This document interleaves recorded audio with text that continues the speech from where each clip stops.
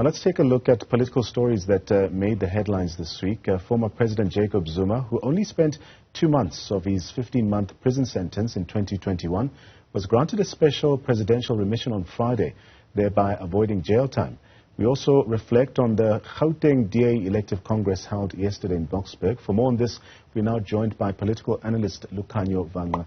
Good to have you on the program this evening, Lukhanyo. Now, the recent announcement by the Justice and Correctional Services Minister, that's Ronald Lamola, regarding this special remission of prison sentences has really sparked discussions as well as debate across the nation. And this development has particularly come to the forefront due to its impact on the recent release of former President Jacob Zuma. How does this remission affect the justice system and also public perception as well? Good afternoon. Thank you for inviting me, and afternoon to the viewers as well.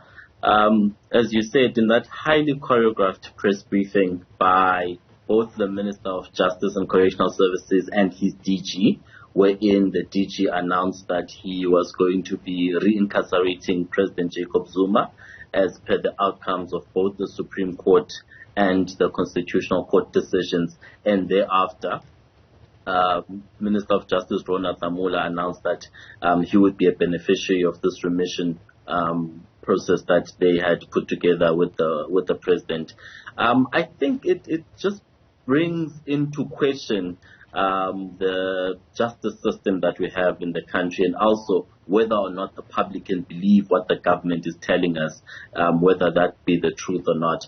I think there's a wrong way of doing the right thing, Klansa, because I agree that the President Zuma ought not to have gone to jail, because on law, or the facts of law, he did not finish serving his sentence as per the Supreme Court decision. However, in reality, or in fact, he did serve the sentence in parole and never broke his parole conditions. So it would have been, it had some level of unfairness for him to have gone back into prison as a result of a decision that was taken by Arthur Fraser.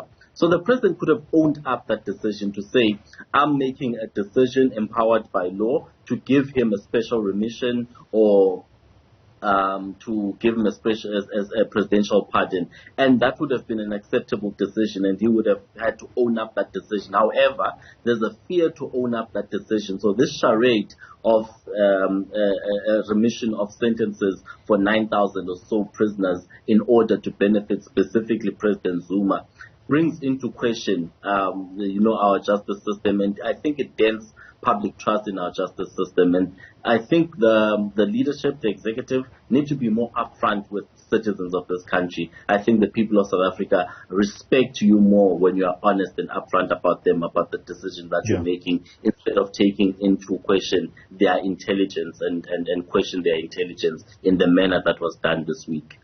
Well, the intention behind the remission really was to ease prison overcrowding and also offer a second chance to certain offenders. The release of high-profile figures such as former President Jacob Zuma really brings to the spotlight the potential misuse or exploitation of this particular policy. Now, the release of Zuma shortly after his return to prison following the court ruling also raises concerns about the equal treatment under the law, and I think you've also alluded to this aspect as well.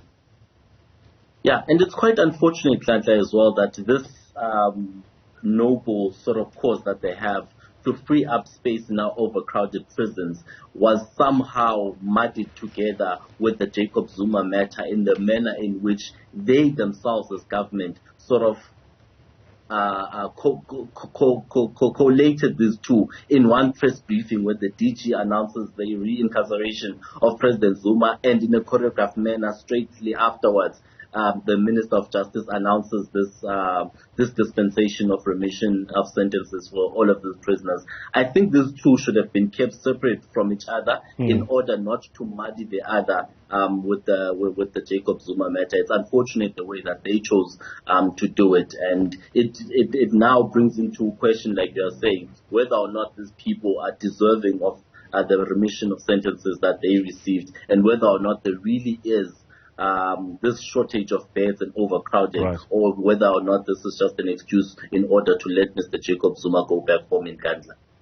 Lukhanyo, we are fast running out of time, but maybe let's shift gears a bit and speak about the Democratic Alliance's recent re-election of Solly Msimanga as leader of the Gauteng province. I mean, this has ignited a renewed sense of purpose within the party, as it also sets its sights on the critical 2024 provincial elections.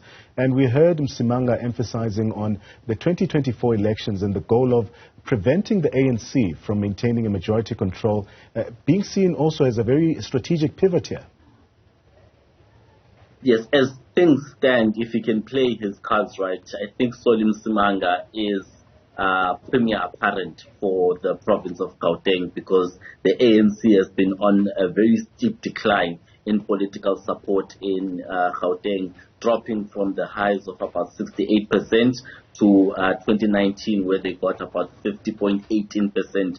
50.19% of the vote. So we know that next year, definitely, with all the polls and research that has gone into the political fortunes of all the political parties, the ANC is most likely to lose Gauteng as a province. And I think in a coalition government, then Solly Msimanga would be the person that comes in as premier of Gauteng.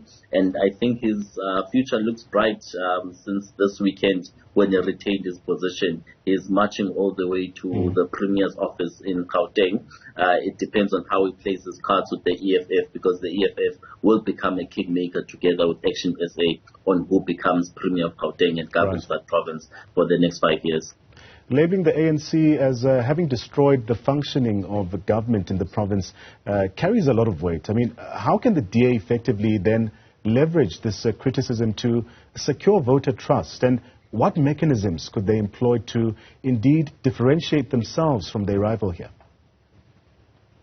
I think they're playing those political maneuvers very well. The fact that the demographics of the people that were elected at this provincial conference will not come with the usual criticism that you have of the DA, that it's an untransformed party, that it doesn't reflect the demographics of the country. The fact that Solly Msimanga was elected with the leadership core that he has will sort of negate all of that criticism, so the DA will spend less time deflecting from the racial challenges that it has inside of the party and focus more on being on the attack against the ANC. And the ANC, especially in Gauteng, is quite an easy target. You see the dysfunctional nature of the city of Johannesburg, CBD. You see the challenges that you have inside of Gauteng with high crime rate. So it's quite an easy target to target the ANC and the challenges of corruption that it has had on that province as well. So I think the DA is much more suited now with the leadership that it has elected